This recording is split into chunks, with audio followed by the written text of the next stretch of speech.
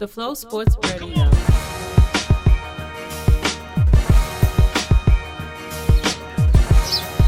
Matthew Shack and the Flow Sports Radio Show, episode 57. Y'all know what it is, man. You know what we do. We talk about the NBA playoffs, man. And we're going to go ahead and talk about the Cleveland Cavaliers coming back from a 26-point deficit to come back from one of the greatest deficits in the history of the NBA playoffs. And they wound up winning that game 119-114. And my question is, what happened, man? How in the hell does a team like the Indiana Pacers, who was down 0-2 in this series, give up a 26-point lead? I'm going to tell you how. He goes by the name of LeBron James. As much as you guys want to hate the man you love to hate LeBron James, it really doesn't matter, man. LeBron ended up with 41, 12, and 13 last night. 41, 12, and 13 for a triple-double. And went ahead and willed his team back from that 26-point deficit to come back and win, man. And they were so confident that they were going to win this game. Ty Lue, he said he went to Kevin Love and went to Kyrie Irving and told them, look, you guys aren't playing the second half. And they're like, we agree. So they came back from that 26-point deficit without two of their starters. So I don't know what to say, man, outside of that is the greatest of LeBron James. Love it or hate it, LeBron James is one of the greatest players of all time. He's on Mount Rushmore, and he is the greatest small forward in the history of the game. Sorry, man, you don't got to like it, but you got to respect it unless you are a straight hater. So we're going to go ahead and talk about the Pacers because there's nothing to talk about in regards to Cavaliers. What can you say? They came back from a 26-point deficit. But the thing that disturbed me about this whole situation is how the Pacers looked. They missed so many shots going down the stretch, it made no sense. Once again, Paul George was a man among boys with 36 points on 10 of 28 shooting. He was 5 of 15 from 3, and he was 11-11 from a line. But outside of that, Jeff Teague, he did his thing with 15 points. But at the end of the day, he doesn't have anybody, man. And I think this is a swan song for Paul George, man. I think Paul George is wasting away, and he doesn't want to become Reggie Miller. Reggie Miller 2.0. He doesn't want to do that, man. If I was him, man, I'd just be like, look, man, I'm out. I'm going to the Lakers. I'm going to go there and get with Rob Pelinka, Jeannie Buss, and Magic Johnson and get that pick, which could be Lonzo Ball, and we can go ahead and do the damn thing, man. Because I'm not trying to stay here with Larry Legend and just sit here and just waste away in the prime years of my career, man. Getting 26-point leads taken from me, man. I ain't doing that, man. Once again, the Pacers got cooked, 119-114. Man, we're going to go ahead and keep moving, man, and go hard in the paint like we always do. Next game we're going to talk about is the Milwaukee Bucks. Put their hands around the Toronto Raptors' necks and squeeze ever so gently with a 104-77 win. And to me, man, it was just it was going to happen. There's going to be blowouts, man, sooner or later, man. I'm expecting blowouts. I think that the next game, going back to the previous game with the Cavs and the Pacers, I think it's a wrap. I think that they're going to get blown out. The Pacers are going to get blown out next game. And I think that's just what happens in series. You're going to see a blowout here or there. And this was a situation where it was a blowout.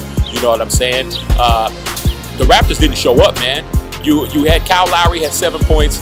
DeMar DeRozan had 8 points, man. Come on, man. He was 0 of 8. DeMar DeRozan was 0 of 8 from the field, 0 of 2 from threes, and all his points came from free throws. And nobody else had more than 13 points, man. That's why they lost. You know what I'm saying? It was a straight debacle on their hands. The Greek Freak had 19, Middleton had 20 for the Bucks, and Maker had 11. And they had 3 people coming off the bench. Even Matthew Dellavedova had 10 points. So they had six people in double figures. And it was a game where it was exciting, man. And I like watching the Bucks, man. Jason Kidd got them cats playing just the way he wants to play. You know what I'm saying? Now we're going to go ahead and go hard in the paint like we always do. You got another blowout. Memphis Grizzlies, 105-94. It's a lot closer than it looks, but it was actually a blowout most of the game until, it started turning into the Scrubberville out there and throwing the second and third and fourth string out there. But pretty solid game all the way around for Memphis. Memphis is still down in the series 2-1, and they're going to have to do something in regards to that. But, the Spurs played a balanced game like I always do. You know what I'm saying? You had Patty Mills 10 points. Anderson had 10 off the bench. I'm 15 off the bench. Simmons had 10 off the bench, and then their starters, LaMarcus Aldridge had 16, and Kawhi Leonard had 18, and that was pretty much it. Tony Parker didn't have any points. So I think that I still think that the Spurs are going to win this series, and it's going to be a couple of more blowouts, man. And we also got the Warriors. They're doing their thing in their division. I think that they're going to go ahead and put that to bed. So we're expecting to see round 2 do what they need to do.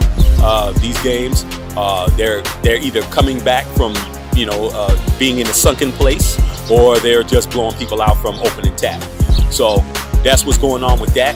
And in other news, we already have heard the sad details of former Patriots tight end Aaron Hernandez committing suicide, and it's a very sad situation in regards to that.